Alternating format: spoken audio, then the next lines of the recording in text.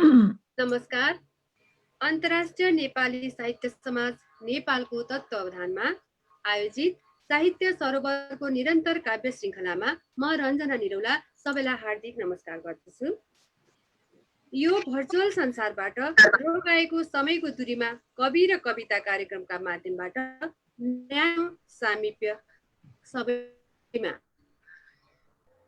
आज हामी साहित्य सरोवर कार्यक्रम अन्तर्गत कवि र कविता कार्यक्रममा छौँ। कवि र कविता कार्यक्रममा म हाम्रा जोडिनुभएका सम्पूर्ण अतिथि तथा साथीहरूलाई स्वागत गर्दै कार्यक्रम अगाडि बढाउँछु।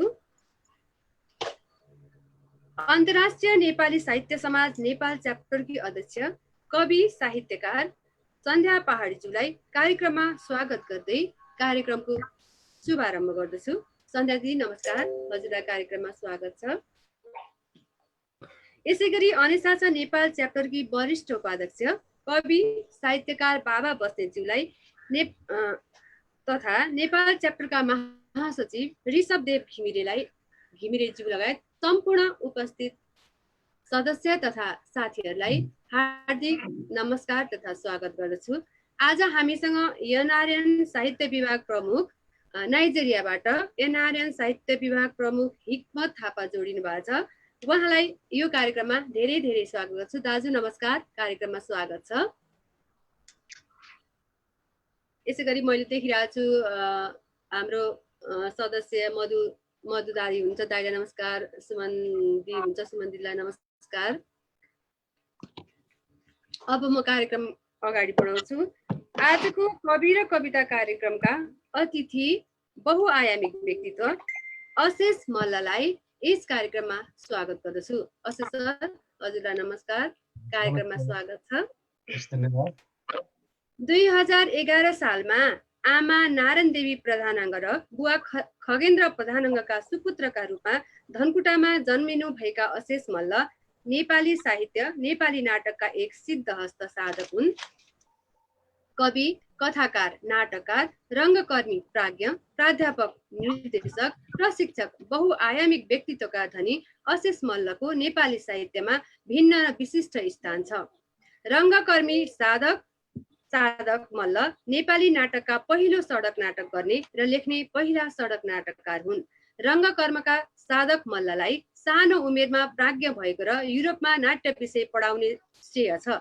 4 दशकदेखि अनवरत रूपमा रङ्गमञ्च र साहित्यमा समर्पित मूर्धन्य आदरणीय अशेष मल्ललाई कार्यक्रममा स्वागत गर्न पाउँदा म निकै नै हर्षित छु। यस्ता व्यक्तित्वलाई कार्यक्रममा फेरि पनि स्वागत गर्दछु। सर, हजुरलाई फेरि पनि स्वागत छ। अब दुईजना अतिथिहरू त हुनुहुन्न, भन्नै परेन। के अरे हरिबहादुर थापालाई वक्ताको रूपमा बोलाएका थियौँ।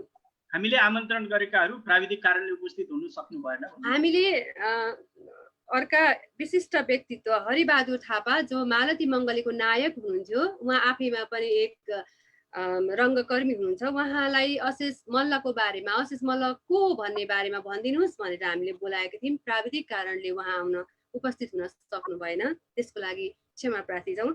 त्यसै गरी सञ्चारकर्मी तथा कवि पत्रकार ठाकुर बेलबासीलाई कविता वाचन अशेष मल्लले मन पराएका अशेष मल्लका कविता वाचन गर्नको लागि बोलाएका थियौँ। उहाँ पनि उपस्थित हुन सक्नु भएन, त्यसको लागि पनि हामी क्षमा प्रार्थी छौँ। अब कार्यक्रमलाई अगाडि बढाउँछु।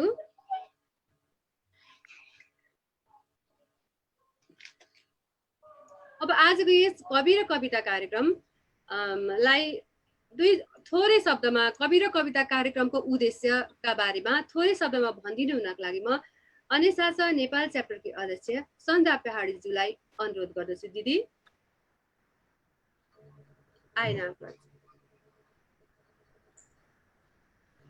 धन्यवाद रञ्जना निरौला, हाम्रो अन्तर्राष्ट्रिय साहित्य समाज नेपालको कार्य समितिको सदस्य हुनुहुन्छ र यो कवि र कविता कार्यक्रमको संयोजक हुनुहुन्छ अनलाइन कार्यक्रमको। यो अनलाइन कार्यक्रममा हामीले केही समय अगाडिदेखि सुरु गर्दै आइरहेका छौँ र यो लकडाउनको समयमा कोरोना कहर को यो जुन हामी त्यसबाट जुन हामी आक्रान्त छौँ यस बेलामा चाहिँ यो विभिन्न न्युजहरू हेरेर यसरी समय बिताउनु भन्दा 1 घण्टा समय चाहिँ हामीले यसरी साहित्यलाई दिउँ, साहित्यकारहरूका कुराहरू सुनौँ, केही साहित्य सम्बन्धी कुराकानी गरौँ, केही सृजनाहरू वाचन गरौँ भनेर यो अनलाइन कार्यक्रम प्रत्येक दिन यसरी आयोजना गर्दै आएका छौँ, प्रत्येक दिन 4 बजेदेखि 5 बजेसम्म।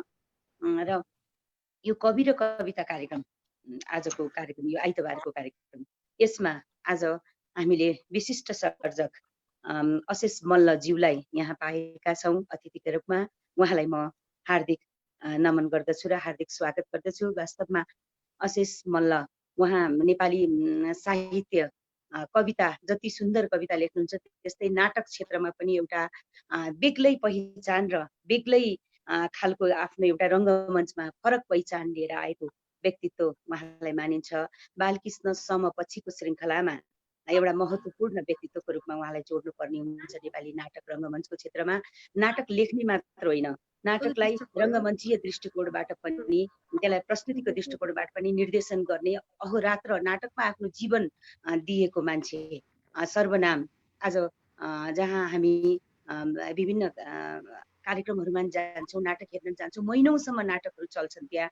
यो महिनौसम्म नाटकहरू चल्ने, यसरी नेपाली नाटकलाई एउटा नयाँ आयाम दिने काम उहाँले गर्नुभएको छ। यति महत्त्वपूर्ण व्यक्तित्व। त्यसै गरेर उहाँका कविताहरू सशक्त कविताहरू छन्, जुन कविताहरू आज हामी केही कविताहरू सुन्ने पनि छौँ। मैले आशा लिएको छु समयले कतिको साथ दिनेछ हामीलाई। केही उहाँका कुराहरू सुन्नेछौँ, केही उहाँका कविताहरू सुन्नेछौँ। र यति भन्दै म अन्तर्राष्ट्रिय साहित्य समाज नेपालका साथीहरू हुनुहुन्छ यहाँ, त्यसै गरेर हाम्रो हिक्मत थापा एनआरएनका साहित्य विभागका प्रमुख हिक्मत थापाजी हुनुहुन्छ। उहाँलाई पनि हार्दिक नमस्कार गर्दछु, स्वागत गर्दछु। र यो कार्यक्रमलाई अगाडि बढाउन रञ्जना जो कार्यक्रमको संयोजक हुनुहुन्छ उहाँलाई अनुरोध गर्छु। धन्यवाद। धन्यवाद दिदी, हजुरलाई दुई शब्दको लागि, स्वागतको लागि। अब म कार्यक्रम अगाडि बढाउँछु। अब अशेष सरसँगै कुरा गरेर। सर, अहिले हामी अब कोरोनाले यस्तो हामीलाई सबैलाई बन्दाबन्दी बनाएको छ, हामी एकअर्कालाई भेट्न सकिरहेका छैनौँ, यसरी देखिरहेका छौँ। यो कोरोनाले के सिकाएको छ सर हामीलाई, यसको बारेमा भनिदिनु। कोरोनाले कस्तो अनुभूति गराइरहेछ हजुरलाई यो हाम्रो जीवनको लागि, अहिले भोगिरहेको जीवनमा चाहिँ हजुरले कस्तो अनुभूति गरिरहनु भएको छ? होइन, मैले चाहिँ एक प्रकारले मलाई त सुखद अनुभूति भइरहेछ। त्यो किन भन्दाखेरि यो जुन कोरोना अचानक आयो यसले धेरै प्रश्नहरू उठाएको छ। ती प्रश्नहरू मध्ये सबभन्दा महत्त्वपूर्ण प्रश्न भनेको भौतिकतामा विश्वास गर्ने हामी, विज्ञानलाई विश्वास गर्ने हामीमाथि एउटा प्रश्न चिन्ह खडा गरिदिएको छ। त्यो भनेको के भने आज विज्ञानको चरम सीमाको अवस्था छ। 21औं शताब्दीको अन्तिम चरणमा छौँ हामीहरू।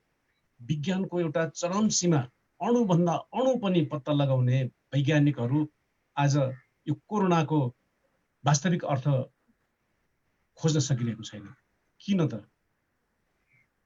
किन? यसको अन्तर्कुन्तरमा पुग्यो भने यसको उत्तर थाहा पाइन्छ। र त्यो वास्तविक जीवनको वास्तविकता, अझै भनौँ विज्ञान र अध्यात्मको एउटा जुन बीचमा एउटा रेखा थियो, त्यसलाई बुझ्नको लागि यो एउटा सुवर्ण अवसरको रूपमा लिनुपर्छ। यो चाहिँ कोरोनाको अहिलेको जुन कहरलाई। त्यसै कारणले मलाई त किन सुखदको अनुभूति भएको छ भने, हो धेरै मानिसहरूको मृत्यु भयो, धेरै यसको चपेटबाट परे, तर के भन्दाखेरि यसले आफूलाई चिन्ने एउटा ठुलो अवसर दिएको छ। अब पनि हामीले आफूलाई चिन्न सकेनौँ भने यसको अर्थ रहँदैन। एउटा यो चाहिँ ठुलो परीक्षाको घडी हो यो। अब मानिसले आफूलाई चिन्ने अवसरको रूपमा मैले लिएको छु। धन्यवाद सर। अब सबै कार्य नभई कारण नभई कार्य हुँदैन भनेर गीतामा श्रीकृष्णले नि भन्नुभएको छ। कोरोनाको पनि केही उद्देश्य होला, संसारलाई पाठ सिकाउने। सरले भनेको कुरा मलाई पनि त्यस्तै लाग्छ। यो हामीलाई एउटा अवसर पनि हो आफूले आफूलाई बुझ्ने, समयलाई बुझ्ने, विज्ञान प्रविधिलाई बुझ्ने। सरको कुरामा म सहमत हुँदै फेरि अर्को क्वेसन गर्छु सरलाई। सर त 30 को दशकदेखि आउनुभएको, 30 को दशकदेखि अहिलेसम्म क्रियाशील हुनुहुन्छ नाटकमा, साहित्यमा। 30 को दशकमा स्थापना भएको युवा साहित्य परिवारको भूमिकाको बारेमा केही भनिदिनुहोस् न सर। त्यो पुरानो कुरा सम्झनु भयो। यो विराटनगरमा पढ्दै थिएँ म,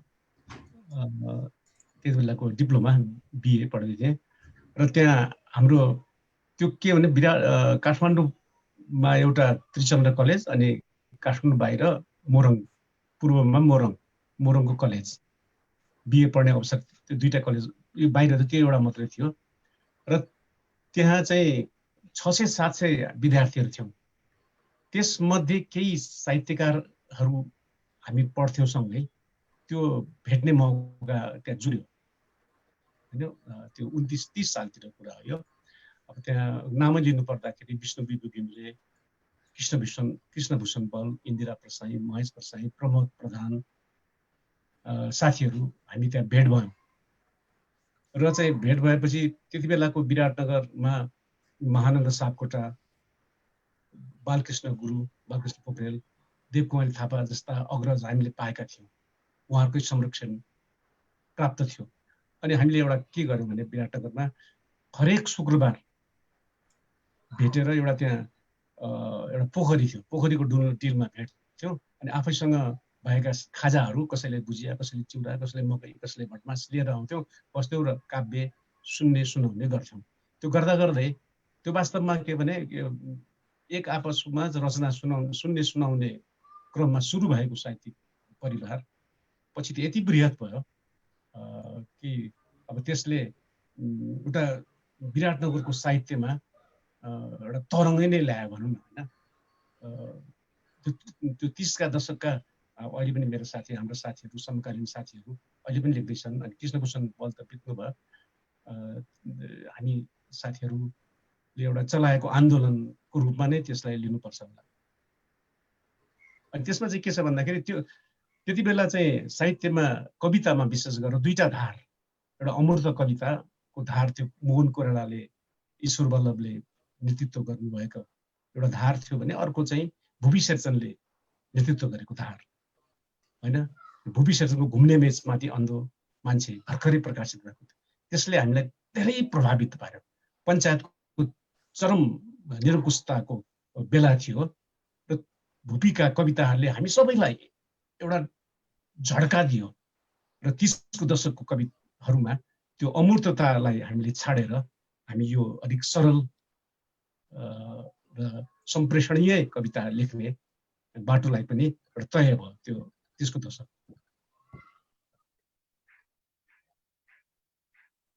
धन्यवाद सर हजुरलाई हामीलाई युवा साहित्य परिवारको बारेमा जानकारी गराइदिनु भएकोमा। अब हामी कार्यक्रमलाई अगाडि बढाउँछौँ। सरले नै मन पराएका, सरले लेखेका कविताहरू सुनेर आज सरले लेखेको अनि सरलाई नै मन परेको कविता सुनाइदिनु हुनको लागि म अनुशासन नेपालको नेपाल च्याप्टरकी वरिष्ठ उपाध्यक्ष बाबा बस्नेत दिदीलाई हार्दिक अनुरोध गर्छु। दिदी।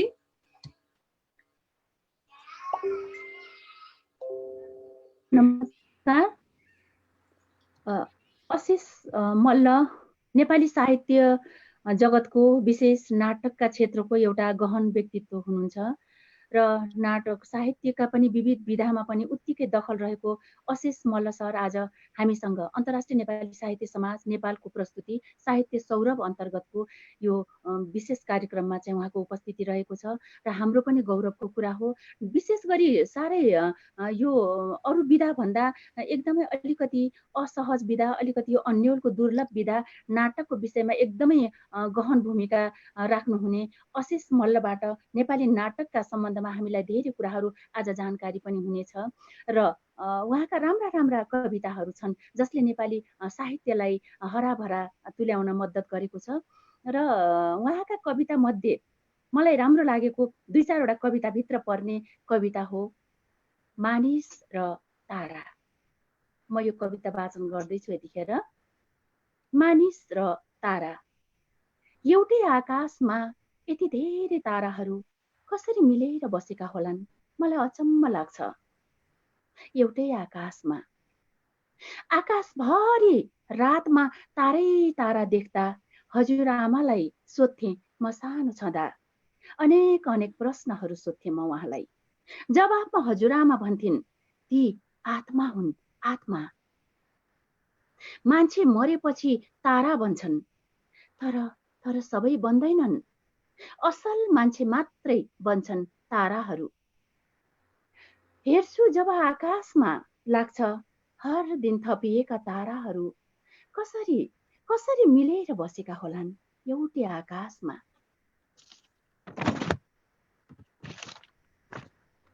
एउटा तारालाई चाहिने अलिकति आकाश, एउटा तारालाई चाहिने अलिकति आकाश र एउटा मान्छेलाई चाहिने अलिकति जमिनमा के फरक छ? कहिले सोधिन मैले हजुरआमालाई। मैले सोधेको भए त्यतिखेर भन्ने थिइन् सायद तारा झैं मिलेर बस्दैनन् मान्छेहरू, जमिन झैं भागबण्डा गर्दैन आकाश। सायद यही फरक छ मानिस र तारामा, यही फरक छ जमिन र आकाशमा। धन्यवाद। राम्रो, धन्यवाद दिदी, कस्तो राम्रो कविता सुनाएर जानुभयो। यहाँलाई धेरै धन्यवाद। अब सर हामी अगाडि नै सरले कस्तो ध्यान दिएर सुन्नुभयो, आफ्नो कविता सुन्दा नि अरूले भन्दा नि एक खालको आनन्द आउँछ। सरले नि कस्तो अरूकै कविता सुने जस्तो गरेर एकदम आनन्द भएर सुन्नुभयो, त्यसो एकदम रमाइलो लागिरहेछ। अब कार्यक्रममा हामीले चाहिँ सर एकजना विशिष्ट अतिथिलाई बोलाएका थियौँ हामीले। अशेष सर भनेको को त? अशेष सर नेपाली साहित्यको, नेपाली रङ्गकर्मको अशेष सर भन्ने बित्तिकै के बुझिन्छ त भनिदिनुहोस् न भनेर उहाँलाई बोलाएका थियौँ। उहाँ प्राविधिक कारणले जोडिन सक्नु भएन। अब त्यसको परिपूर्ति कति गर्न सक्नुहुन्छ? हामी हाम्रा महासचिव ऋषभदेव घिमिरेज्यूलाई कति, अशेष सरलाई कति चिनाउन सक्नुहुन्छ? हामीलाई चिनाइदिनुहोस् न भनेर म अनुरोध गर्दछु। ऋषभदेव घिमिरेज्यू। अशेष दाईलाई नमस्कार। मेरो त गुरु पनि। अब कति चाहिँ हरिबहादुर दाईको अगाडि उहाँले राख्ने नाटकीय चिन्तन, अशेष दाईले ल्याउनु भएको नाटकभित्रको प्रयोग धर्मिताका कुराहरू धेरै गर्नुहुन्थ्यो होला सायद हरिबहादुर दाई अहिले जुम्मा छुट्टिएको भए। म त्यति अशेष दाई प्रति मेरो गुरु भए पनि दाई नै भनेर हामी धेरै सम्बोधन गर्न मन पराउने। म उहाँको शिष्य। पाटन क्याम्पस पढ्दै गर्दा अशेष दाईले पढाइरहँदाखेरि झ्यालबाट मान्छे हेर्थे। त्यो नाइट पनि क्याम्पस थियो त्यति बेला, क्लास चल्थ्यो। प्राय रात्रि कक्षाका मान्छेहरू पनि झ्यालबाट सुन्न आउने। अनि पछि होइन यसरी त कसरी सकिन्छ र भनिसकेपछि हामीले अलिकति आइडी कार्डको व्यवस्था गर्ने, यो गर्ने भएछ। अलिक क्राउड कम भएको थियो, त्यो पक्कै पनि दाइलाई याद छ होला। पछि हामीले उसलाई धेरै व्यवस्थित गर्दै गयौँ। त्यति बेला अलिअलि रङ्गमञ्चमा म आफू पनि थिएँ। नेपाल प्रज्ञा प्रतिष्ठान, तात्कालीन नेपाल राजकीय प्रज्ञा प्रतिष्ठानले कविता महोत्सव जस्तै नाटक महोत्सव गर्थ्यो। म एउटै मात्र प्रसङ्ग सुनाउँछु दाईको चाहिँ त्यो एउटा सदाशयता, त्यो शालीनता र त्यो शिष्य परम्पराको चाहिँ एउटा अभिभावकत्व ग्रहण गर्ने क्षमता त्यति बेलादेखि अहिलेसम्म पनि असाध्यै जिउँदो छ। मलाई असाध्यै मनपर्ने व्यक्तित्व। राष्ट्रिय नाटक महोत्सवमा हामी सुरज लामिछाने र मैले एउटा संयुक्त स्क्रिप्ट लेखेका थियौँ, क्रमशः पापका सिर्जनाहरू भन्ने।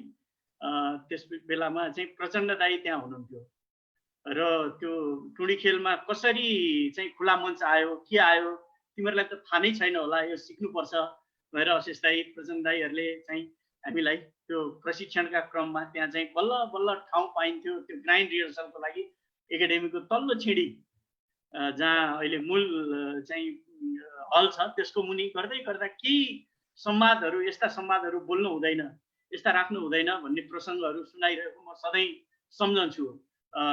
यो अविनाश श्रेष्ठको अस्वस्थतामा हतोहत भन्दा दोस्रो वर्ष चाहिँ हामीले संयुक्त लेखेको क्रमशः पापका सिर्जनाहरू भन्ने हामी चाहिँ त्यति बेला पुरस्कृत पनि भएको थियौँ। धेरै अशेष दाई, प्रचण्ड दाईहरूले, दुइटै आदरणीय मल्ल दाईहरूको चाहिँ हामी गाइडेन्सबाट नाटक के रहेछ भन्ने धेरै कुरो सिक्न पाइएको थियो। एउटा आर्टिस्ट, सशक्त आर्टिस्ट रङ्गकर्मको हराएको छ। म अशेष दाईलाई याद दिलाउन चाहन्छु। शिशिर सापकोटा भन्ने मान्छे, दाइले पनि मन पराएको मान्छे, रेडियो नेपालमा कार्यक्रम पनि चलाउने हो भनिरहनु भएको छ दाइले। उहाँ चाहिँ यो वैराग्यतिर गएर अलिकति रङ्गकर्मबाट अनि यो रेडियो प्रस्तुताबाट हराउनु भयो। उहाँ चाहिँ सिद्धाश्रम शक्ति केन्द्र सँग सम्बन्धित भएर बेङ्गलोरको एउटा आश्रमसम्म सम्हालेर बस्नुभयो। असाध्यै मेरो त्यही क्रमशः पापका सिर्जनाहरूबाट उहाँले चाहिँ बेस्ट एक्टर पनि एवार्ड प्राप्त गर्नुभएको थियो। भने यो रङ्गमञ्चलाई जीवन्त राख्ने काममा अशेष दाइको सडक नाटक यात्राले चाहिँ ठुलो एउटा फड्को मारेको थियो र मान्छेहरू चाहिँ होइन यो नाटकमा फरक शैली, प्रयोग, चिन्तनधारा, एउटा चाहिँ प्रयोग धर्मिताको चाहिँ जुन बाह्य चाहिँ भनौँ न फ्रान्सेली नाटकहरूमा हुने प्रयोगहरूलाई चाहिँ हामीले भित्रायौँ भन्ने कुरा गर्नुहुन्थ्यो। हामीले धेरै कुराहरू सिक्दै गएको थियौँ। अहिले त धेरै दाइका चाहिँ विद्यार्थीहरू उत्पादन भइसकेका छन् र एउटा कविले नाटकको क्षेत्रमा गएर कविता, साहित्य र नाटकलाई पनि एकाकार गराउनमा जुन अहिलेसम्म जिउँदो व्यक्तित्व रहनु भएको छ। अघि हाम्रो अन्तर्राष्ट्रिय नेपाली साहित्य समाजको अध्यक्षले भन्नुभयो बालकृष्ण पछिको एउटा जिउँदो व्यक्तित्व हो अशेष मल्ल भनेर। मलाई लाग्छ यो नाटकीय परम्परामा चाहिँ ठुलो फड्को मारिदिने र धेरै व्यक्तित्वहरूलाई, धेरै निर्देशक अहिले घिमिरे युवराज जस्तादेखि लिएर विगतमा चाहिँ मलाई लाग्छ सुनिल पोखरेललाई पनि होइन पुनः पढ्न तिमी जानुपर्छ भनेर उत्प्रेरणा गर्ने काम पनि अशेष दाइले गर्नुभएको छ। यी बहु आयामिक व्यक्तित्वका रूपमा एउटा कवि, एउटा नाटककार र एउटा अभिभावक, सबैको साहित्यको पनि र यो नाटक विधाको पनि एउटा अभिभावकलाई आज रञ्जना म्याडमले यहाँ प्रस्तुत गराउनु भएको छ। हर्पल.com बाट यो लाइभ भइराखेको छ। धेरै हिक्मतजी हामीसँग हुनुहुन्छ, एनआरएन साहित्य विभाग प्रमुख, धेरैले चाहिँ लाइभ मार्फत र विभिन्न यहाँ अहिले म्यासेजहरू पनि आइरहेछ। यही कार्यक्रममा पनि च्याटमा धेरै म्यासेजहरू थुप्रिरहेछन्। भने अशेष दाइलाई हामीले पाउँदाखेरि चाहिँ एउटै सिक्काका दुई पाटा पाएका छौँ, कवि र एउटा सशक्त रङ्गकर्मको व्यक्तित्वको रूपमा पाएका छौँ। मैले यो पाटन क्याम्पसदेखि यी केही छेउछाउका कुराहरू गर्दै गएँ। अशेष दाइप्रति हार्दिक आजको यो कार्यक्रममा हार्दिक स्वागत, आभार व्यक्त गर्न चाहन्छु। र उहाँको एउटा सबैभन्दा शालीन पक्ष भनेको के हो भने जो सिक्न चाहनेहरू छन् उनीहरूका लागि चाहिँ निख्रिएर आफूभित्र रहेको ज्ञान चाहिँ बाँड्ने व्यक्तित्वको रूपमा मैले त्यति बेलादेखि नै यो 43-44 सालतिर जस्तो लाग्छ मलाई चाहिँ त्यो चाहिँ राष्ट्रिय नाटक महोत्सवका असाध्यै चरम चर्चामा पुग्दाखेरि सबैको आफ्नो नाटक त उहाँको भइहाल्थ्यो। पोखरेली नाटक समूहहरू असाध्यै बलियो रूपमा प्रस्तुत भएर आएका छन् भन्ने कुराहरू हुन्थ्यो त्यति बेला। पनि सबैका ग्राइन्ड रिहर्सलहरू हेरेर यहाँ यो सुधार, यसरी गर, यो सेटअपहरू यसरी गर, यो एङ्गललाई यसरी गर, अनि फेरि त्यसपछि माइक एरेन्जमेन्टहरू पनि सबै एकदम सूक्ष्म रूपले बताइदिने निर्देशकहरू भनेको कमै मात्रै पाइन्छन्। मैले पनि पछिल्लो चरणमा रङ्गमञ्च अलि आफूले लेखेका नाटकहरूमा अभिनय नगर्ने भन्ने कुराहरू पनि उहाँहरूकै पाठ हो जस्तो लाग्छ मलाई। कतै एउटा निर्देशकत्व बिग्रिन्छ, कतै आफूले खेलेको उसमा सम्बन्धित लेखकले खेल्यो भने लेखकीय पक्ष बिग्रिन्छ। यो चाहिँ मेरो डबल भूमिकाहरू नखोज भन्ने कुराहरू पनि राम्रो रूपले चाहिँ एउटा लेसन लर्न गराइदिने व्यक्तित्व मेरा गुरु आदरणीय दाजु। यहाँ हामीले धेरै कुरा उहाँको सुन्नु छ। मैले भन्दा पनि अब बाँकी प्रश्नहरू प्रस्तुता रञ्जना म्याडमले अशेष दाइसँग गर्नुभयो भने धेरै कुराहरू हुन्छ जस्तो लाग्छ। धन्यवाद, यहाँलाई धेरै धेरै धन्यवाद।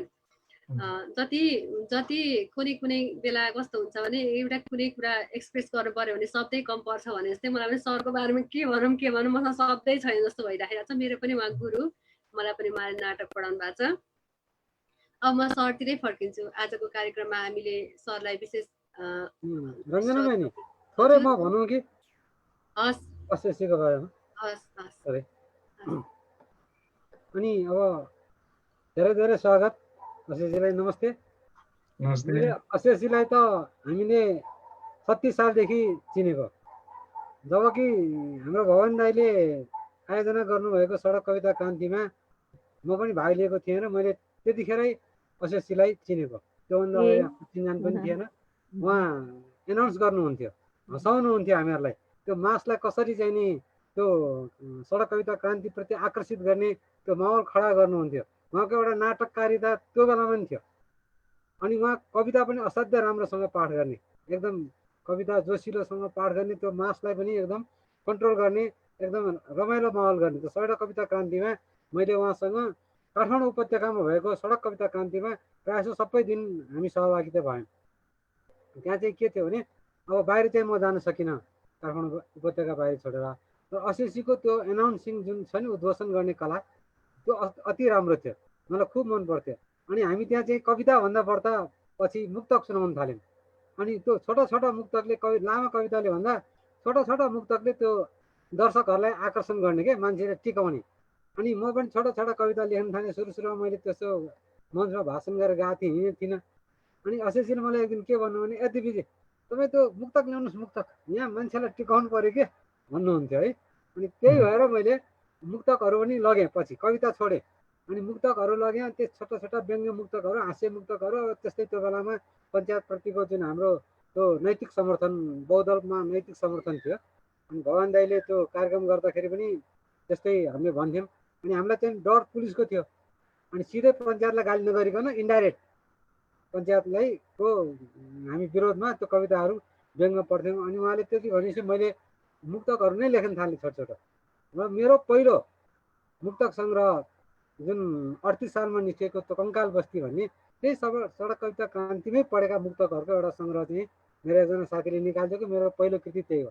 त्यसो भने मैले अशेषजीको एउटा के भने, मैले देखेको चाहिँ उहाँको त्यो एउटा बहुचर्चित नाटक, सडक नाटक। अनि त्यो बेला कस्तो थियो भने अब सडकमा नाटक हेर्न पाइने भनेको त त्यो नौलो कुरा थियो।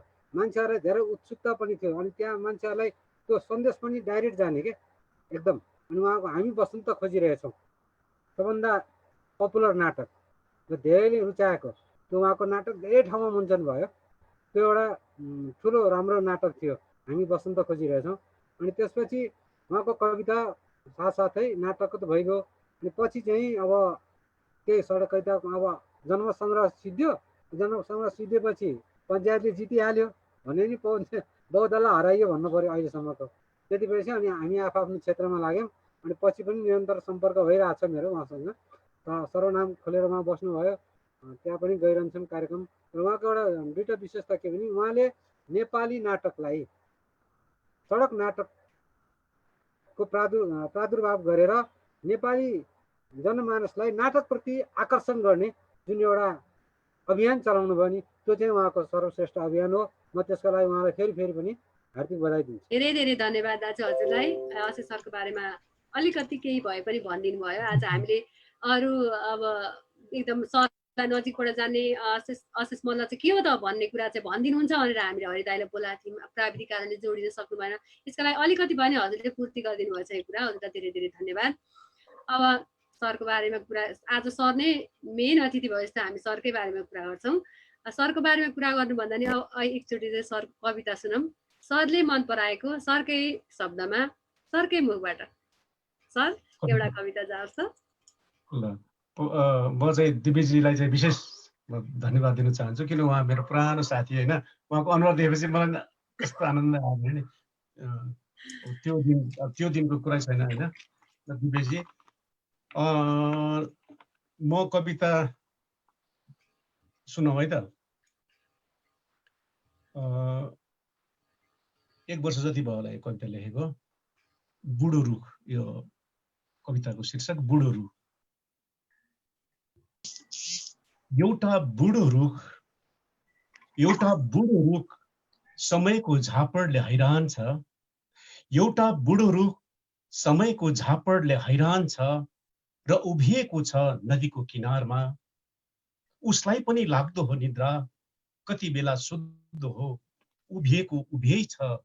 उसलाई पनि लाग्दो हो निद्रा, कति बेला शुद्ध हो उभिएको उभियै छ। थाकेर लखत्रान कि थाक्दैन, थाकेको अनुहार कहिले देखिँदैन। किनारबाट देखिने बग्दो नदी हेर्दै उभिएको उभियै छ। कहिलेकाहीँ मनलाग्दो होला नदी झैँ बग्न, कहिलेकाहीँ मनलाग्दो होला नदी झैँ बग्न, गर्दो हो कल्पना पर धेरै पर समुद्र पुगेको। लस्कर लस्कर डुङ्गा भरिका पर्यटकसँगै उसलाई पनि पर धेरै पर कुनै अज्ञात प्रदेश पुग्न मन लाग्दो हो। पट्यार लाग्दो हो एकै ठाउँ वर्षौं निरस उभिरहन, कसरी सकेको उभिन एकदम अटल चुपचाप केवल पातहरूसँग सुसेल्दै, कहिले नथाके झैँ बुढो रुख उभियै छ वर्षौंदेखि नदी किनारमा, एकदमै चुपचाप।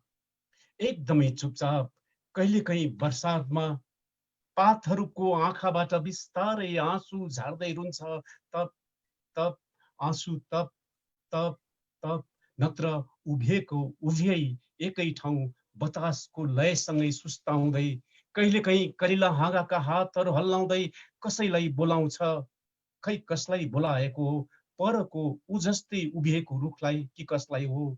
कुरा गर्न मन लाग्दो हो नि त साथीहरूसँग, परको अर्को रुखसँग अँगालोमा हाल्दै अघाउजी माया साट्न मन लाग्दो हो।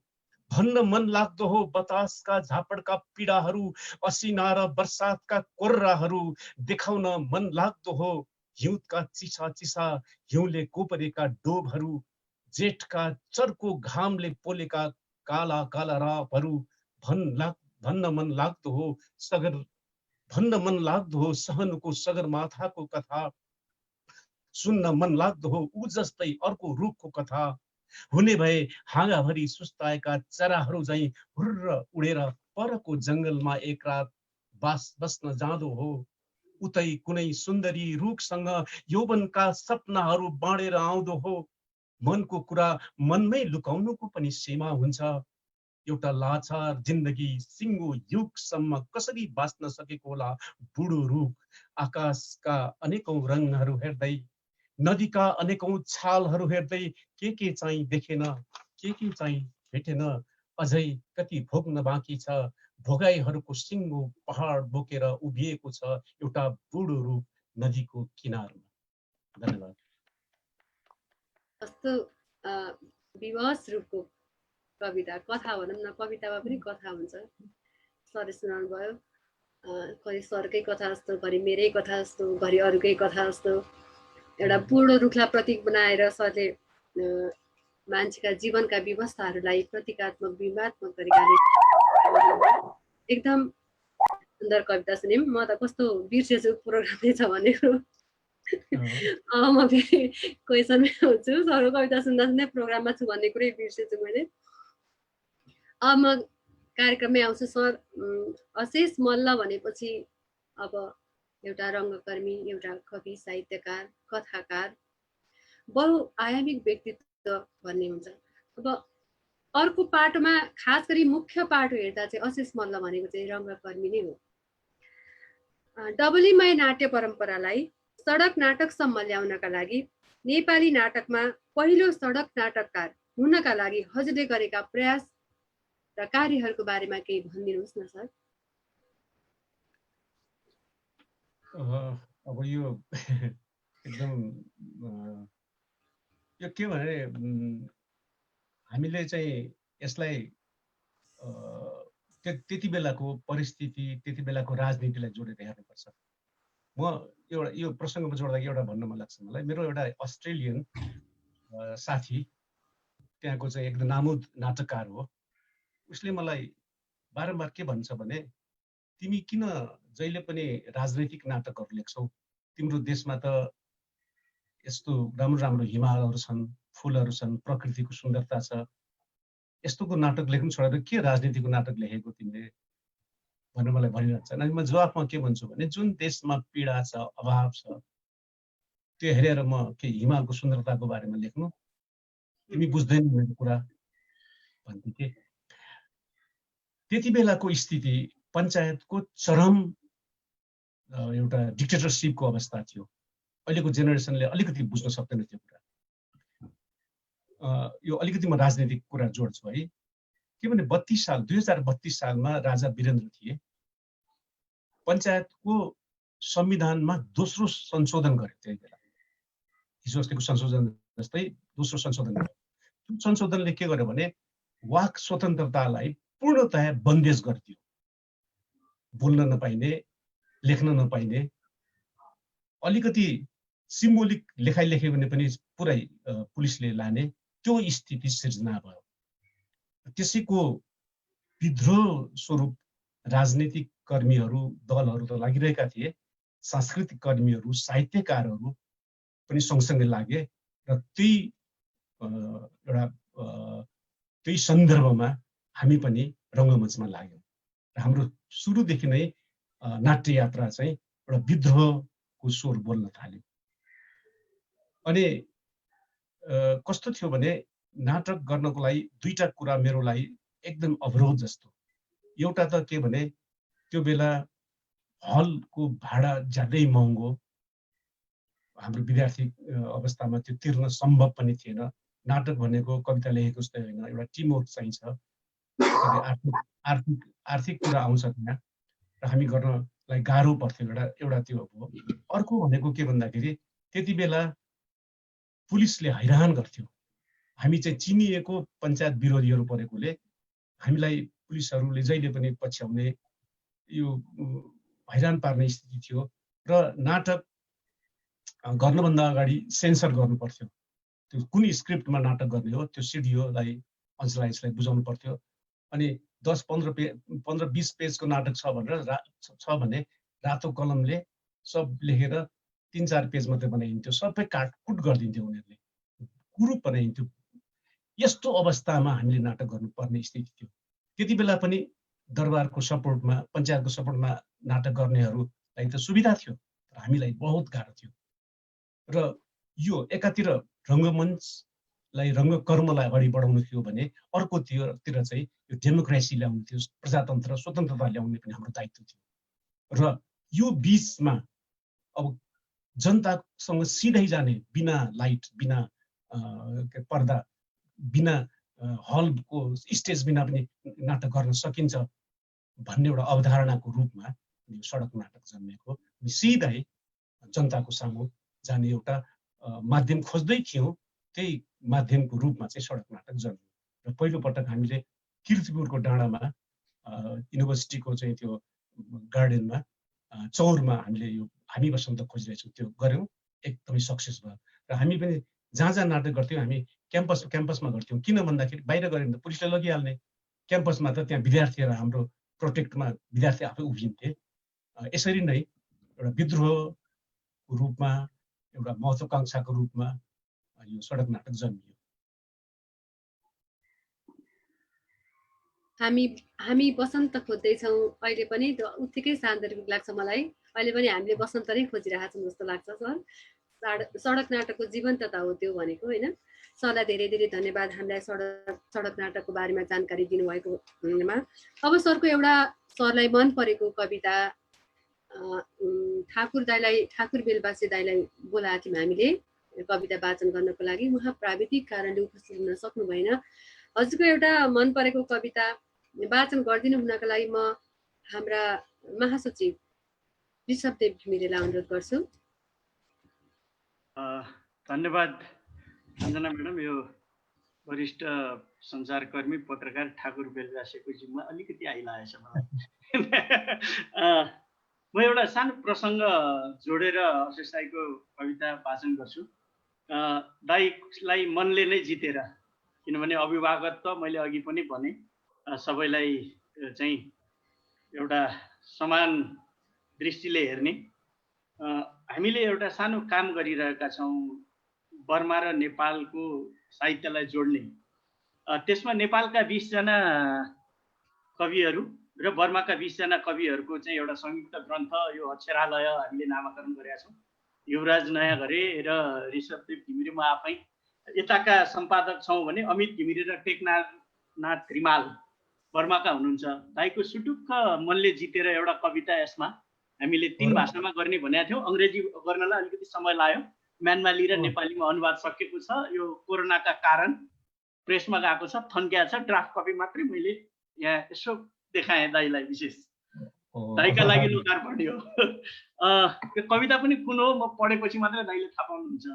मलाई दुईटा असाध्यै मनपर्ने कविता हुन् आदरणीय आशिष दाइका।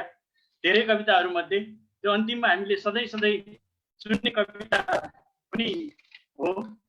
यसको अन्त्यमा यो रामायणको के अरे महाभारतको कथासँग सम्बन्धित एउटा कविता थियो, प्राय ठाउँमा सुनाइरहने। अहिले मलाई ठ्याक्कै याद आएन। मैले चाहिँ अहिले यो सुहागरात दाइको कविता, पुरानो कविता हो यो वाचन गर्छु। सुहागरात। सुहागरात। तिमीलाई दुलाई बनाएर भित्र्याउँदा एक्लै आउँछौ भन्ने लागेको थियो।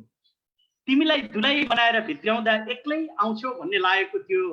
तर तिमी एक्लै आइनौ, एउटा जुलुस पनि बोकेर आयौ।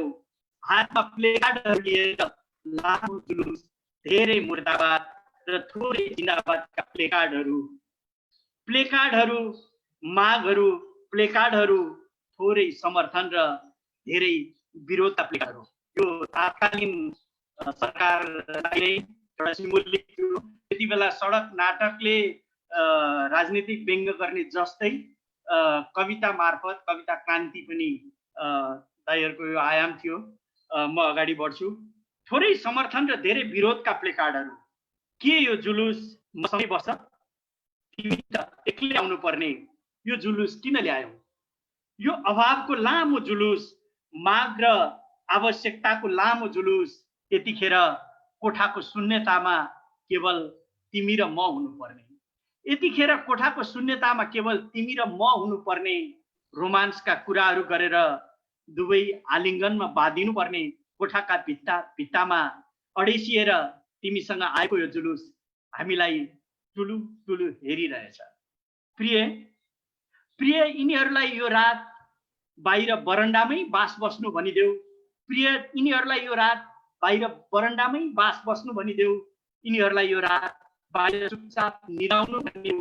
हामी त यतिखेर सारा विपनाहरूलाई भुलेर सपनासँग कुराहरू गर्नुपर्नेछ भनिदेऊ। प्रिय तिनीहरूलाई कोठाबाट जाऊ भनिदेऊ। प्रिय तिनीहरूलाई कोठाबाट जाऊ, बाहिर जाऊ भनिदेऊ।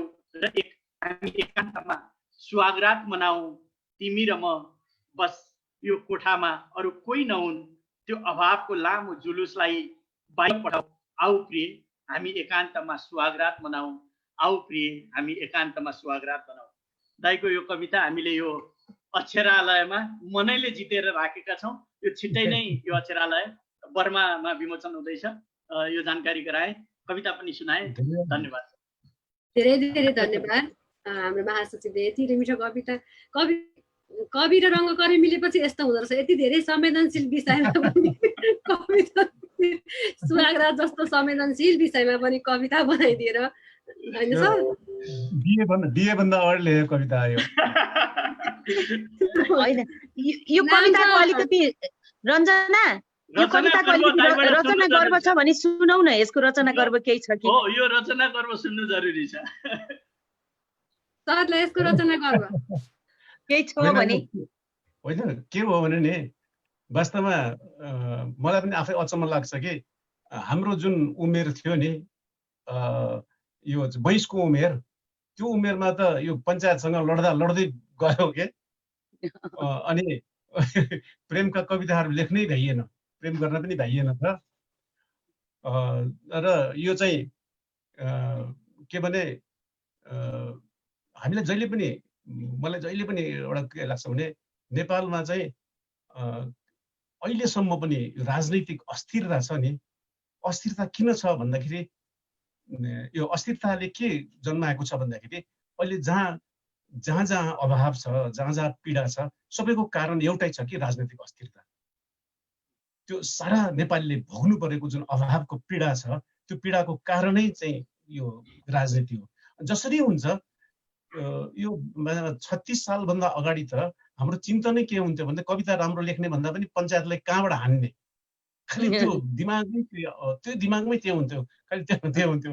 अनि त्यसमा चाहिँ एउटा चाहिँ लेखिएको कविता हो यो। मैले होस्टेलमा बस्दाखेरि, किर्तिपुरको होस्टेलमा बस्दाखेरि अब त्यहाँ यो चाहिँ सुहागरात भन्ने एउटा जुन रोमाञ्चकता हुन्छ त्यो रोमाञ्चकता पनि हामीले चाहिँ भोग्नु पाउने स्थिति भएन यो पञ्चायतबाट भन्ने सन्दर्भमा अरू त केही होइन। धेरै धेरै धन्यवाद सर हजुरलाई। अब यस्ता संवेदनशील विषयमा पनि नाटककारहरूले मात्र लेख्न सक्छन् होला, रङ्गकर्मीले मात्र लेख्न सक्छन् होला जस्तो लाग्छ मलाई पनि।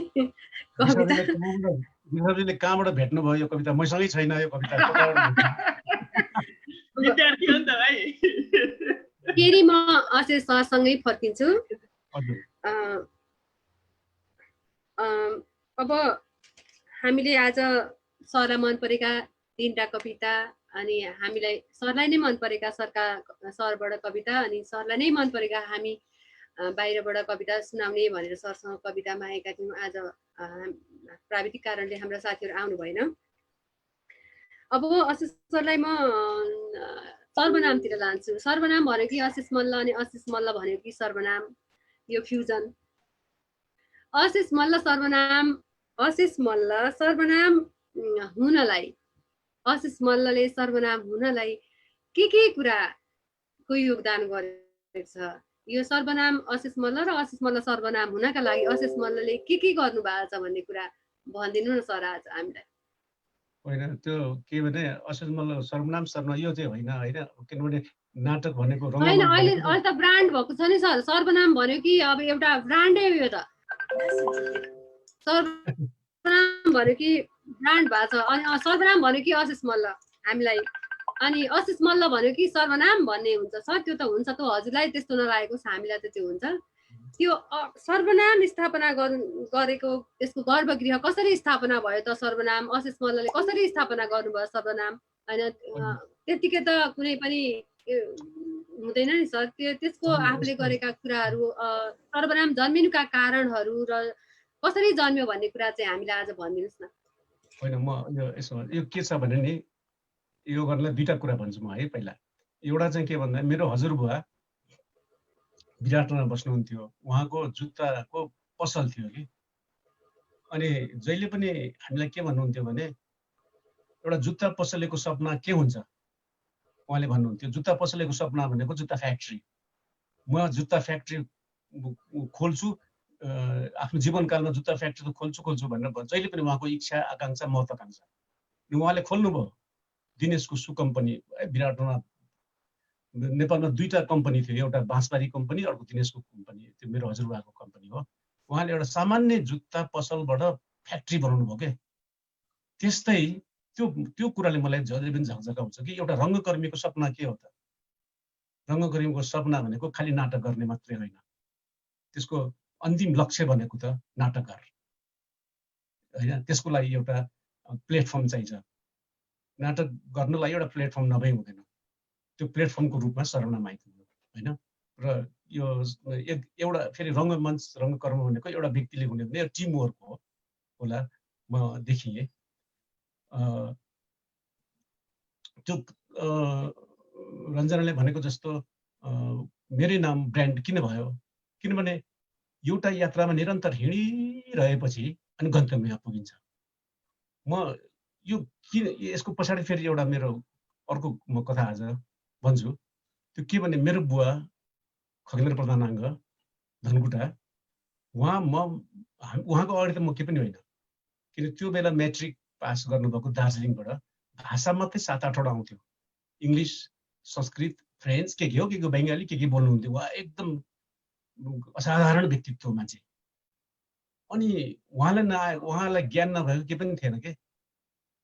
हाइड्रो पावरको बारेमा त्यत्तिकै ज्ञान, कोइलाको बारेमा त्यत्तिकै ज्ञान, नेपालको पत्थरहरू ढुङ्गाहरूको बारेमा पनि, रत्नहरूको बारेमा त्यति ज्ञान। किताब नै छ, नेपालका रत्नहरू भनेको एउटा किताबै छ उहाँको है। भरको नेपालका जति पनि ढुङ्गाहरू, जति पनि रत्नहरू, जति पाइन्छ खानीहरूको सानो टुक्रा धनकुटामा हाम्रो घरभरि थियो, प्रदर्शनी जस्तो। त्यो सुनेर एक दिन राजा वीरेन्द्र त घरमै आएको हेलिकप्टरमा, त्यो हेरेर उहाँको अनि जेमा पनि एक्सपर्ट। अनि धनकुटामा स्याउ खेती, पहिलोपटक स्याउ खेती लगाउनु है। अनि कविता पनि लेख्ने, उपन्यास पनि लेख्ने, नाटक पनि लेख्ने, हाइड्रो पावरमा पनि लाग्ने, कोइलामा पनि लाग्ने। यसरी 10तिर जाँदाखेरि त केहीमा पनि सक्सेस नहुने रहेछ। मेरो बुवा मभन्दा हजारौं गुणा चाहिँ एकदम स्किल भए तापनि, विद्वान भए पनि, विज्ञ भए पनि केहीमा पनि सफल हुनु भएन। त्यो कुरोले मलाई छोएपछि मलाई के लाग्यो भने मान्छेले एउटा जिन्दगी पाएको छ, एउटा जिन्दगीमा एउटै काम गरेर मर्ने। नाटक गर्छु म, जब सक्सेस हुनु छ भने 10तिर हात हाल्नु। यद्यपि म गजल लेख्न सक्छु तर लेख्दिनँ, किनभने त्यो यात्रा मेरो होइन।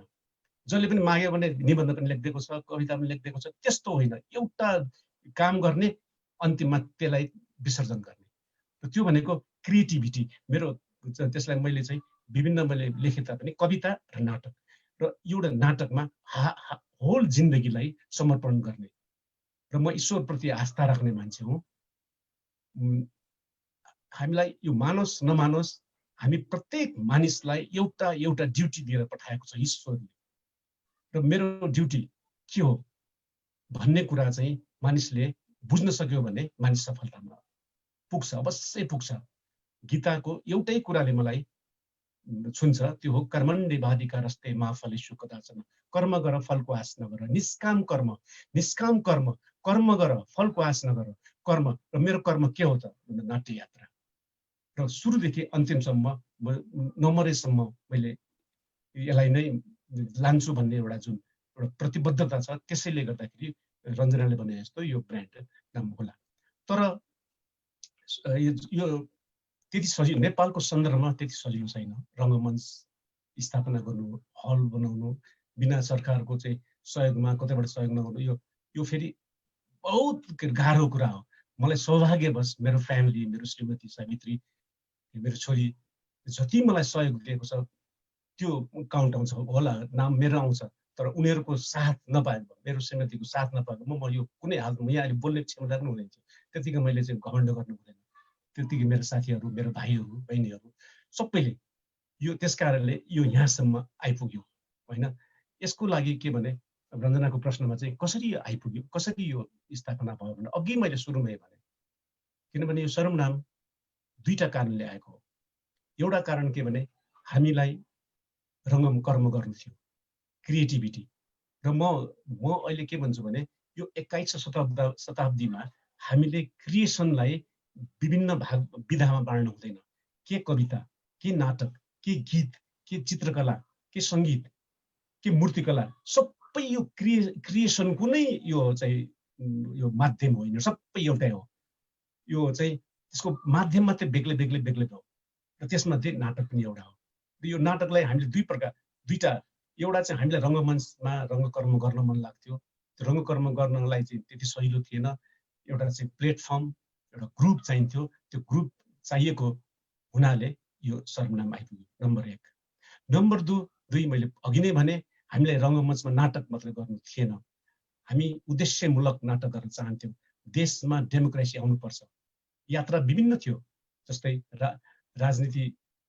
राजनीतिमा विभिन्न दलहरू लागिरहेका थिए, विभिन्न सङ्गीतकर्मीहरू, विभिन्न संस्कृति कर्मीहरू, विभिन्न आफ्नो क्षेत्रहरू लागिरहेका थिए। हामी नाटकको माध्यमले लाग्यो र हाम्रो सुरुदेखि नै हाम्रो चाहिँ एउटा मिसन भनेको राष्ट्रमा चाहिँ स्वतन्त्रता, डेमोक्रेसी, फ्रिडम चाहिन्छ भन्ने हामीलाई चाहिँ लागेको। त्यो कुरालाई चाहिँ हामीले लिएर हिँड्यौँ। यो दुईटा सँगसँगै हिँड्यौँ।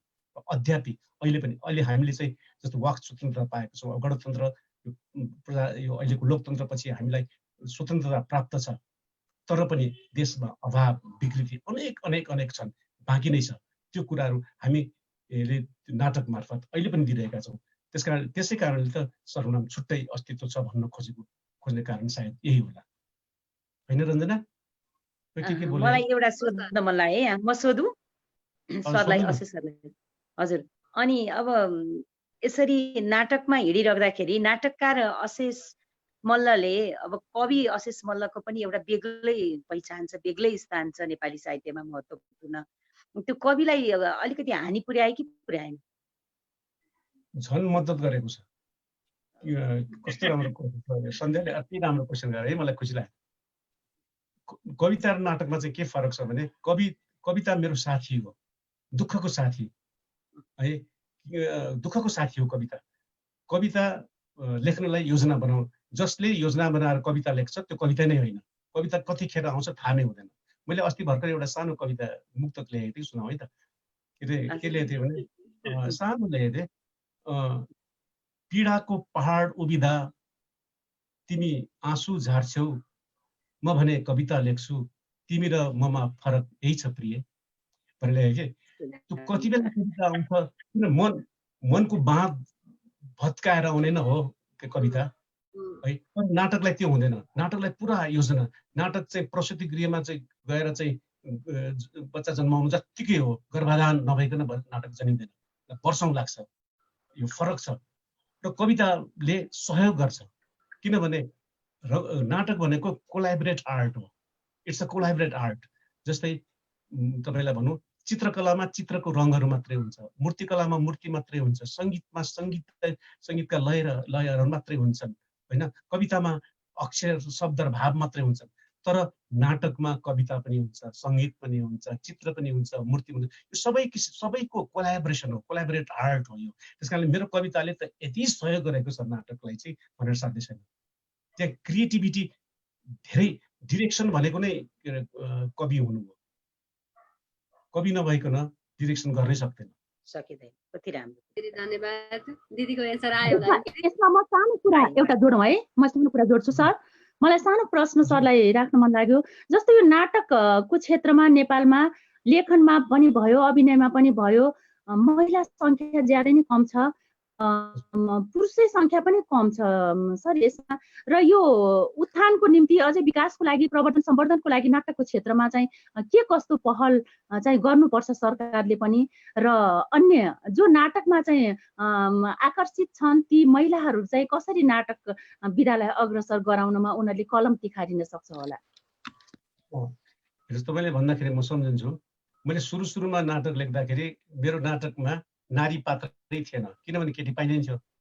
नाटकमा चाहिँ केटी ल्याउनु भनेको त महाभारत होइन, खेल्न के अरे समाजले हेर्ने दृष्टिकोणै अर्को थियो, बहुत गाह्रो हुन्थ्यो। अनि खोजी आफ्नो बहिनीहरू भतिजी कसैलाई ल्याएर 2 दिन खेल्छ, तेस्रो दिन ऊ आउँदैन, किनभने उसलाई चाहिँ त्यहाँ बाहिर हिँड्नै साध्य थिएन। त्यस्तो अवस्थामा गुज्रेको हाम्रो नाट्य यात्रा। तर अहिले खुसीको कुरा के छ भन्दा अहिले केटाहरूभन्दा केटीहरू धेरै छन्, महिलाहरू। म अचम्म मान्छु है, मलाई त के अरे गणतन्त्रपछि सबभन्दा ठुलो विकास भएको नै महिला मुक्ति हो, मानोस् नमानोस् होइन। यो एकदमै ठुलो कुरा हो यो है। मसँग के अरे उ गर्ने पनि रञ्जना चन्द्र चेली होइन, कस्तै के अरे कति प्राउड गर्छु म रञ्जनालाई होइन, यस्ता अगाडि आएका छन् कवितामा पनि। र यी चेलीहरू नानीहरू यति धेरै आउँछन् कि नाटक सिक्न। अहिले वातावरण कस्तो भएको छ भने परिवारले पनि बच्चाहरू छोरीहरू सङ्गीत सिकुन्, नाटक सिकुन्, फिल्ममा जाउन् भन्ने त्यो जागरण आइसकेको छ। यो बिकज अफ गणतन्त्र है। फेरि यो अहिले यो जुन प्रजातन्त्र लोकतन्त्र आएको छ नि, त्यसको कारण हो, त्यसलाई चाहिँ मान्नुपर्छ होइन, त्यो आएको छ। तर यतिले मात्रै पुग्दैन, किनभने एउटा नाटक खेलेर मात्रै पुग्दैन। यसलाई प्रश्न के भने यसलाई प्रोफेसन बनाउने प्रश्न छ। यसलाई नै प्रोफेसन बनाउने स्थिति छैन अहिले, गाह्रो छ। यहाँ मात्रै होइन, संसारमै 2 किसिमका नाटकहरू छन् होइन। एउटा कमर्सियल नाटक हो, एउटा आर्टिस्टिक नाटक हो। कमर्सियल नाटक जुन हामीका छैन, बाहिर विदेशमा हुन्छ, त्यसबाट पैसा आर्जन हुन्छ। यहाँ गाह्रो छ। फिल्म अहिले बिस्तारै सिनेमामा चाहिँ त्यो स्थिति आउन सकेको छ, र सिनेमामा चाहिँ महिलाहरूको चाहिँ सहभागिता पनि बढ्दैछ होइन। यति हुँदाहुँदै पनि एउटा राम्रो कुरा चाहिँ के छ भन्दाखेरि अहिले महिलाहरू, नारीहरू, हाम्रो नानीहरू पनि डिरेक्सनमा, लेखनमा बिस्तारै आउँदैछन्। एउटा चाहिँ राम्रो। र यसलाई चाहिँ सरकारले के गर्नुपर्छ भन्ने सन्दर्भमा चाहिँ अब सङ्गीत नाटक एकाडेमी खुलेको छ होइन। अब देशै विकृतिमा छ, देशै अस्थिर छ, राजनीति स्थिर हुन सकेको छैन। यसमा चाहिँ सरकारलाई यति अब त सङ्घीयता छ नि, मेरो यो अहिले सुनिरहेको छ भने सङ्घीय सरकारहरूले प्रत्येक जिल्लामा एउटा हल निर्माण, एउटा चाहिँ थिएटर निर्माण गर्नुपर्छ, र स्कुलमा अनिवार्य यो रङ्गमञ्चलाई पढाइनुपर्छ।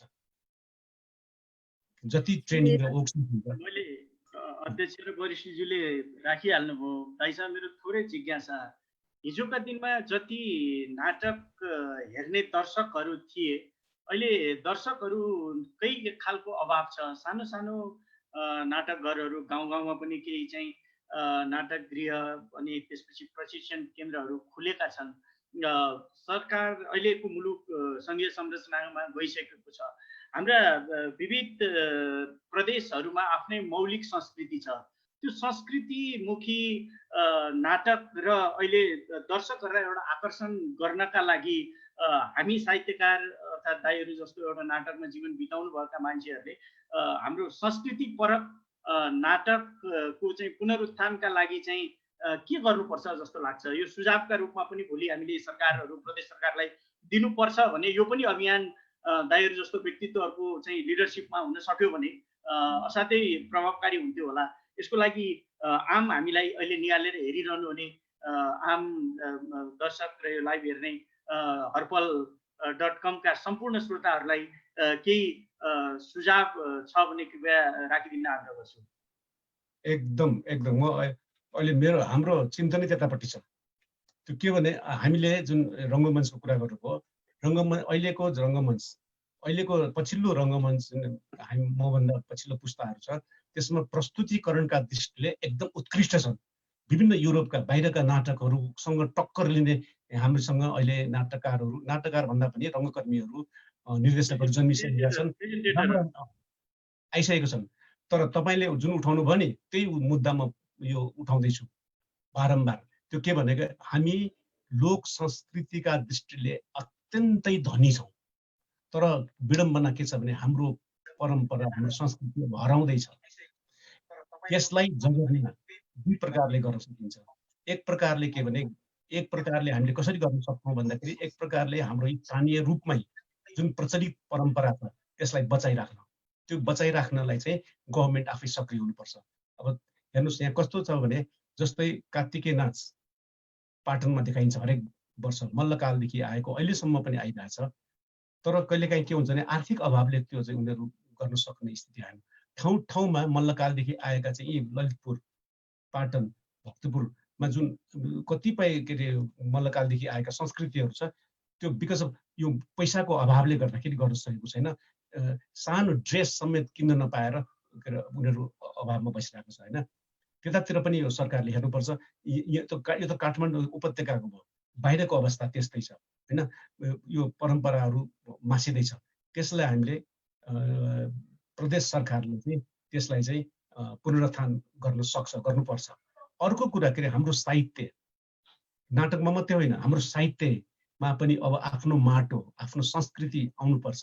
हामीले विश्वसँग चाहिँ टक्कर लिने कविता लेख्ने हो भने, विश्वसँग टक्कर लिने नाटकहरू गर्नुपर्ने हो भने, त्यति मात्रै होइन, विश्वसँग टक्कर लिने सिनेमाहरू बनाउनु पर्यो भने अब हाम्रो कल्चरलाई मिसाउनुपर्छ। हामीसँग यति लोककथाहरू, हेर्नुहोस् म एकपल्ट डाक्टर ध्रुवचन्द्र गौतम र म नेपाल टेलिभिजन बोर्डमा डाइरेक्टर थियो। हामी बम्बे गएको थियौँ।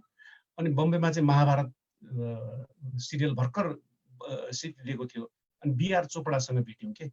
अनि बिआर चोपडाले हामीलाई भन्यो, मैले त महाभारत बनाएँ, तिमीहरूको नेपालमा यस्तो कुनै कथा छैन, छ भने भन न, म त्यसमा बनाउँछु भने। अनि हामीले के भन्यो भने प्रशस्तै छ त्यसमा चाहिँ। अब स्वस्थानी कथा भने अलिकति सुनाउँदा के हो, छक्क पर्नु भएको थियो है। किन हामीसँग यस्तो लोककथाहरू, लोक संस्कृतिहरू छन् कि जुन चाहिँ साहित्यमा प्रयोग हुनै बाँकी छ। हाम्रो कवितामा मिथका रूपमा पनि अब आउनु छोड्यो होइन। त्यो मिथका रूपमा नाटकमा त बाँकी छ। त्यस कारणले मैले पनि मेरा चेलाहरूलाई पनि भन्ने गर्छु। र अब हाम्रो लोककथा, लोक संस्कृति भएका रङ्गमञ्चमा नाटकहरू गर्न सकिएन, सिनेमामा त्योलाई चाहिँ गर्न सकिएन भने गाह्रो छ। यसमा चाहिँ प्रदेश सरकारले धेरै चिज गर्न सक्छ। थ्याङ्क यू सर, धेरै धेरै धन्यवाद हजुरलाई। अब म हिक्मत दाइसँग जोडिन्छु। नेपाली साहित्यलाई विश्वव्यापी बनाउनका लागि एनआरएनको के भूमिका हुन्छ भन्ने कुरा आज हामीलाई छोटकरीमा भनिदिनुहोस् न। हजुर, सुनिराख्नु भएको छ? नमस्कार। हजुर, अब सर्वप्रथम त यो कार्यक्रममा अवसर दिनुभएकोमा यहाँहरूलाई धन्यवाद छ, आयोजकलाई। अशेष दाई मेरो त आदरणीय हुनुहुन्छ धेरै अर्थले। उहाँसँग बस्न पाउनु पनि मेरो लागि गर्वको कुरा हो। मैले अशेष दाईलाई 41-42 सालतिर प्रथमचोटि उहाँको नाटक हेरेको, नेपालगञ्जमा सडक नाटक। दाईलाई सम्झना छ कि मलाई डेट एक्चुअली याद भएन। त्यसपछि त धेरै धेरै नाटकहरू हेऱ्यौँ र उहाँसँग धेरै लगभग सबै जसो नाटकहरू हेऱ्यौँ होला, सडक नाटकहरू यो त्यति बेलाका, विशेषतः 50 का दशकका एमनेस्टी इन्टरनेसनल नेपाल सङ्घको दाइको सर्वनामको सहकार्यका थुप्रै नाटकहरू भए। त्यति बेला पनि सँगै म एमनेस्टी इन्टरनेसनल नेपालको कार्य समितिमा त्यति बेला महासचिव थिएँ 2 कार्यकाल। त्यति बेला पनि दाइसँगै नाटकहरू लाने, नेपालहरू लाने अवसर पनि मिलेको थियो। म यति नै भन्छु, उहाँका कविता मनपर्छन्, नाटक झनै मनपर्छन्। अब त्यो यो अवसर पाएँ उहाँसँग बस्ने, यसको लागि पनि खुसी व्यक्त गर्दछु। गैर आवाज नेपाली सङ्घले वास्तवमा नेपाल बाहिरका अहिले नेपालीहरू 100 भन्दा बढी देशहरूमा नेपालीहरू छन्। जहाँ जहाँ नेपालीहरू पुगेको छन् त्यहाँ नेपाली भाषा, साहित्य, संस्कृति आफै पुगिराखेको छ। त्यसलाई संस्थागत रूपमा अहिलेको पुस्ता जुन गैर आवासी नेपालीहरूको प्रथम पुस्ता अहिले बाहिर छ, नेपाल बाहिर छ, उनीहरूले नेपाली साहित्य अथवा नेपाली संस्कृतिलाई लगिराखेका छन्, भाषालाई बोकिराखेका छन्। तर यो दोस्रो पुस्तापछि हराउने डर भइसकेको छ, अथवा हराइ पनि सकेको छ। कतिपय दोस्रो तेस्रो पुस्तासम्म नेपालीहरू पुगिसकेको, तेस्रो पुस्तामा पनि नेपालीहरू पुगिसके। कतिपय नयाँ बच्चाहरूले नेपाली बोल्नै जान्दैनन्, बोल्नेहरू पनि लेख्न जान्दैनन्। अब त्यो साहित्यका किताबहरू त झन् पढ्नै छोडिसके, पढ्नै सक्दैनन्। त्यसलाई मुख्यतः हाम्रो ध्येय के छ भने यो समिति, यस समिति अन्तर्गत भाषाका विशेष समिति पनि छ अहिले।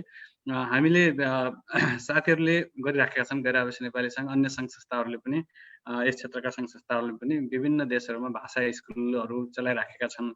भाषा सम्बन्धी नयाँ पुस्तालाई, भाषा बच्चाहरूलाई भाषा, नेपालको इतिहास, संस्कृति पढाउने शनिबारको दिन, आइतबारको दिनमा, छुट्टीको दिनमा गर्ने गरिराखेका छन्।